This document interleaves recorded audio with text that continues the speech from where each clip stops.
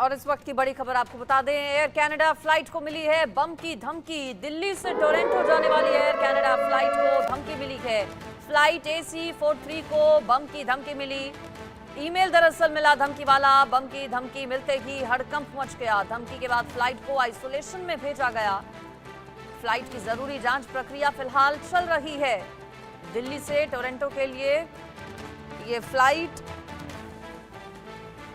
जिसे ईमेल के जरिए बम की धमकी मिली, आइसोलेशन में फिलहाल फ्लाइट को भेजा गया है। जांच पड़ताल फ्लाइट की जा रही है, लेकिन बम की सूचना मिलने के बाद यात्रियों के बीच हड़कंप मच गया।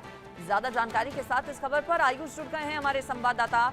आयुष, क्या फ्लाइट उड़ चुकी थी या फिर पहले ही इस तरह का जो ईमेल है वो मिला? जांच में क्या कुछ मिला?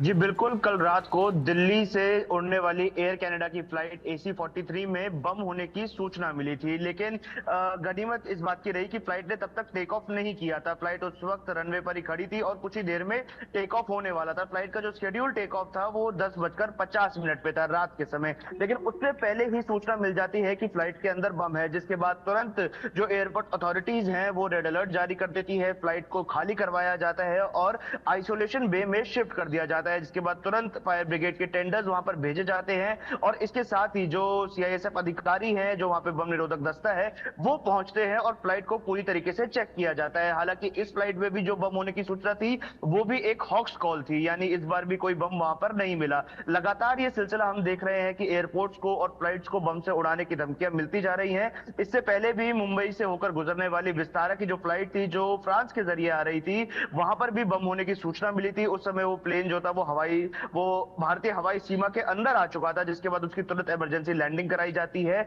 और वहीं पर वो प्लेन को आइसोलेशन बे में भेज दिया जाता है। जिस प्रकार से लगातार धमकियां आ रही हैं, इससे पहले जो धमकी मिली थी वो प्लेन के एयर सिकनेस बैग के अंदर एक पर्ची पे मिली थी। इस पिछले बार कुछ जो दिनों धमकी में मिली वो शायद ईमेल के IGI जरिए से मिली। ही, दिल्ली IGI से ही इस तरह की ये तीसरी घटना है।